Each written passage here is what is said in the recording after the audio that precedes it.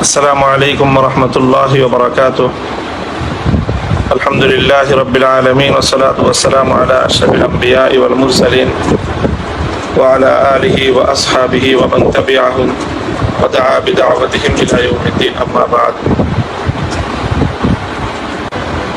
দেশ ও প্রবাস থেকে এই মুহূর্তে যারা আমার এই ফেসবুক লাইভের সঙ্গে সংযুক্ত আছেন, দেশবাসী, মিডিয়ার কর্মী ভাইয়েরা এবং সারা দেশের সকল ধর্মপ্রাণ মুসলমান ভাই ও বন্ধুগণ, এই মুহূর্তে সারা দেশে একটা বিষয় নিয়ে খুব তোলপাড় হচ্ছে, অনেকের মধ্যে উত্তেজনা বিরাজ করছে, অনেক বিভ্রান্তিও সৃষ্টি হয়েছে সারা দেশব্যাপী। সেই বিভ্রান্তির অপনোদন এবং প্রকৃত ঘটনার বিবরণ তুলে ধরবার জন্য আমি এই মুহূর্তে আপনাদের সম্মুখে এই ফেসবুক লাইভে এসেছি। আমরা এই মুহূর্তে পারিবারিকভাবে ফেসবুকে লাইভ করছি।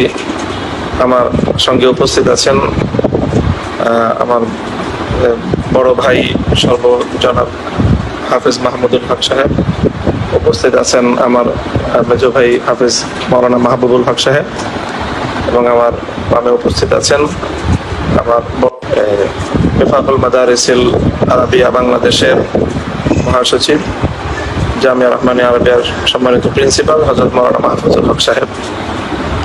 আমরা পারিবারিকভাবে যে বিষয়টি মিডিয়ার সামনে তুলে ধরার জন্য, যে বক্তব্যটি তুলে ধরার জন্য এখানে এসেছি, আশা করছি আমাদের বক্তব্যের পরে বিষয় নিয়ে আর কোনো বিভ্রান্তি এবং ভিন্ন কোনো বক্তব্য আর কেউ দেওয়ার চেষ্টা করবেন না, ইনশাআল্লাহুল আজিজ।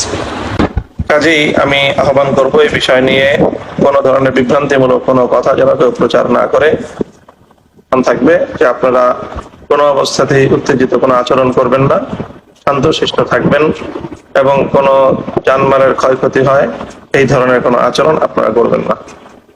এটা আমি আমার অফিসিয়াল বক্তব্য এই আমার নিজস্ব আইডি থেকে আমি উপস্থাপন করলাম, এবং কোনো ধরনের পক্ষ বিপক্ষ নিয়ে কোনো